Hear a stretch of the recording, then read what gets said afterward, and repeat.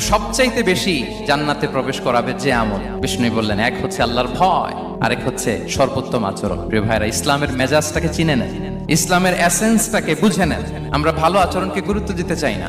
অনেক নামাজি লোক দেখবেন নামাজ পড়তে পড়তে কপালে কালো দাগ ফেলে দিচ্ছে, বাসায় বউয়ের সাথে খারাপ আচরণ করে, খিটখিটে মেজাজের, প্রতিবেশীর সাথে শুধু ঝগড়া, কলিগদের সাথে ঝগড়া, মারামারি, দুঃসম্পর্ক, এরকম আছে না? নাই বলেন, আছে না? কিন্তু নামাজি, অনেক বড় হাজি, একদিনও কোরআন তেলাওয়াত মিস হয় না। তো এত আবাদত করেও সে ইসলামের আসল এসেন্সটাকে ধরতে পারেনি। বিষ্ণু বললেন, সবচেয়ে বেশি জান্নাতে প্রবেশ করাবে যে দুটি আমল, একটি হচ্ছে তাকওয়াল্লাহ, আল্লাহর ভয়, আরেকটি হচ্ছে উত্তম আচরণ, সর্বোত্তম আচরণ। তো আমরা যেন উত্তম আচরণের অধিকারী হই, আমার স্ত্রীর সাথে যেন ভালো আচরণ করি, প্রতিবেশীর সাথে যেন ভালো আচরণ করি, ছেলে মেয়েদের সাথে যেন আমাদের অ্যাটিটিউডটা ভালো থাকে, আচরণটা ভালো থাকে, কলিগের সাথে যেন ভালো থাকে। বিশ্বনবীর আচরণ যেমন ছিল তেমন আচরণ যেন আমরা গড়ে তুলতে পারি। আওয়াজ করে পড়ুন আমিন। শুনানে আবু দাউদের এক